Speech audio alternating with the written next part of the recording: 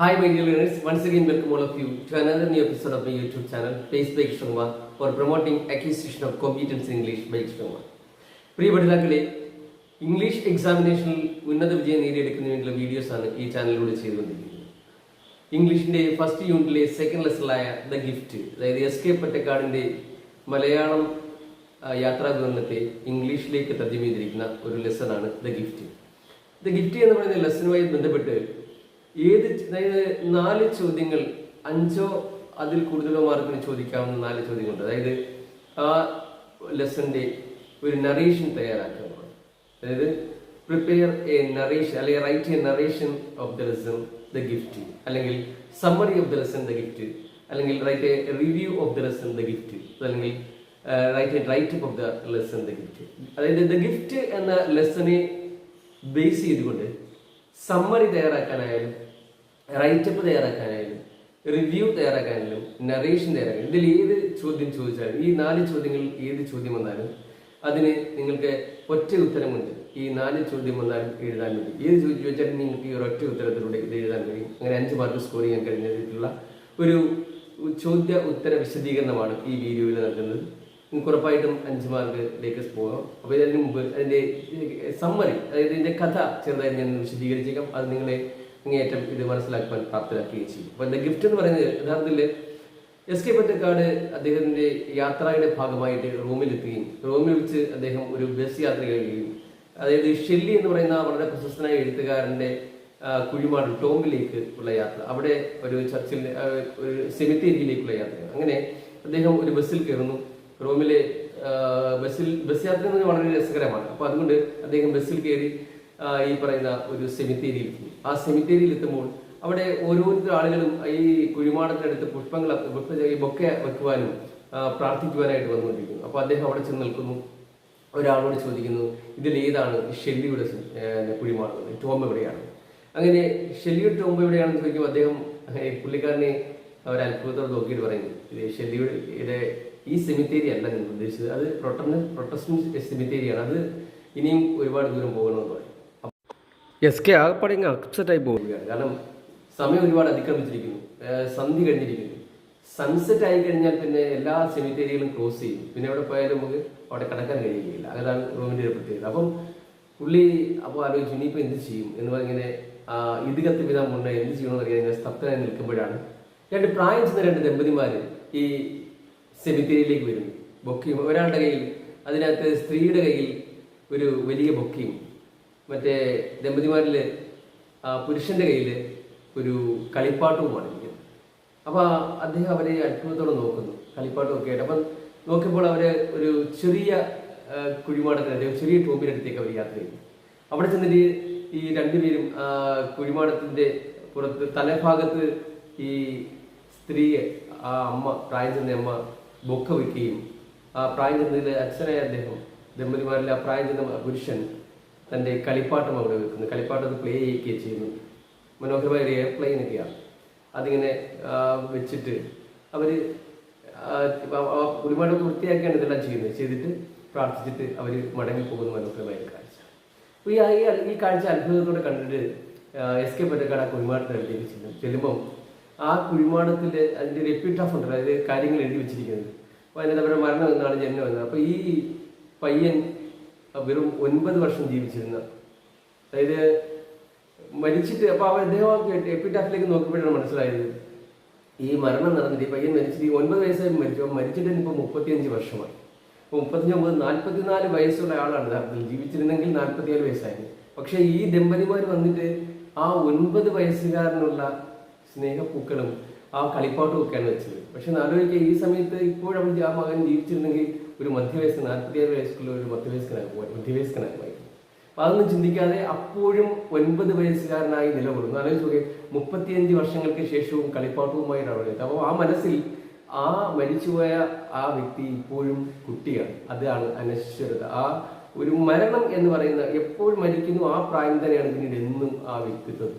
അതാണ് നമുക്കറിയാം. P Shelly ആയാലും ഇപ്പം നമ്മുടെ ആരായാലും ശങ്കരാചാര്യായാലും സ്വാമി വിവേകാനന്ദനായാലും ഒക്കെ ആരൊക്കെ തന്നെ മരിച്ചു പോയാലും പിന്നെ നമ്മുടെ ചിത്രത്തിൽ ആ മരിക്കുമ്പോഴുള്ള ആ ഒരു പ്രായമാണ്. പിന്നെ എത്ര കാലം കഴിഞ്ഞാലും അവർ പ്രായം ചെയ്യുന്നില്ല. ആ ഒരു നശ്വരതയാണ് ഈ കഥയിലൂടെ ബോധ്യപ്പെടുന്നത്.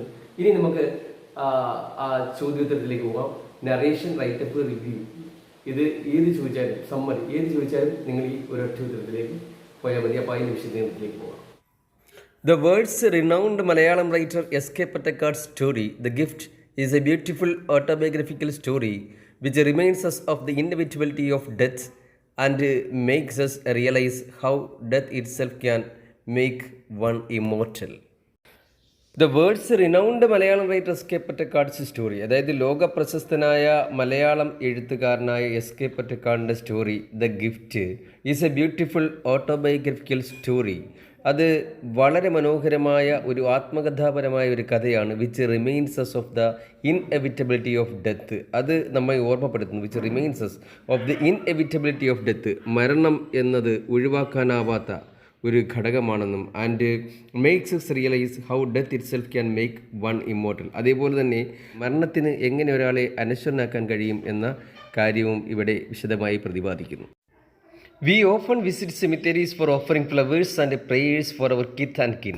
നമ്മൾ സാധാരണയായി സെമിത്തേരികളിലേക്ക് പോകുന്നത് നമ്മുടെ ബന്ധുമിത്രാദികൾക്ക് പൂക്കൾ അർപ്പിക്കുന്നതിനും അതുപോലെ പ്രാർത്ഥിക്കുന്നതിനുമായിട്ടാണ്. We often visit cemeteries for offering flowers and prayers for our kith and കിൻ.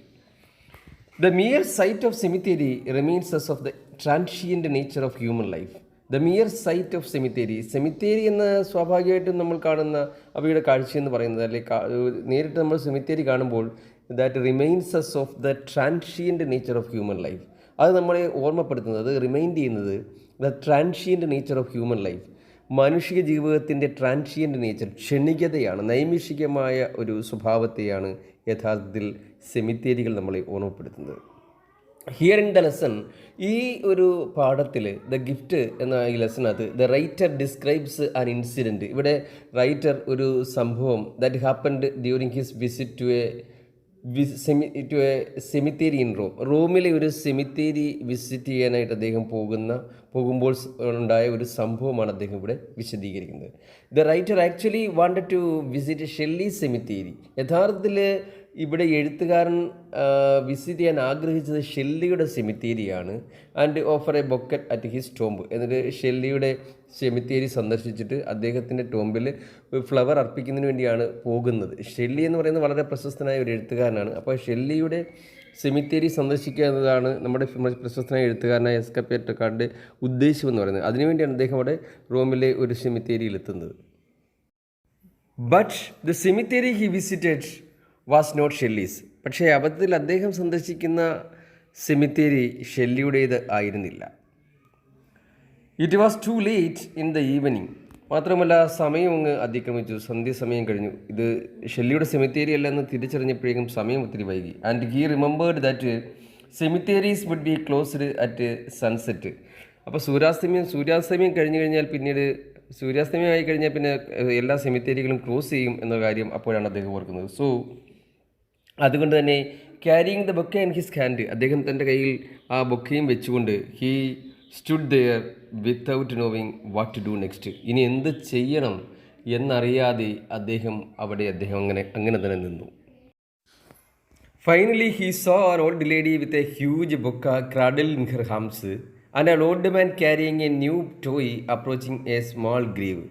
ഒടുവിൽ he saw an old lady, അദ്ദേഹം ഒരു പ്രായം ചെന്ന സ്ത്രീയെ വിത്ത് a huge bouquet cradle in her arms, കയ്യിൽ ഒരു വലിയ ബൊക്കയും പിടിച്ചുകൊണ്ട് കടന്നു വരുന്ന ഒരു പ്രായം ചെന്ന സ്ത്രീയും അതോടൊപ്പം തന്നെ അവരോടൊപ്പം തന്നെ and an old man carrying a new toy.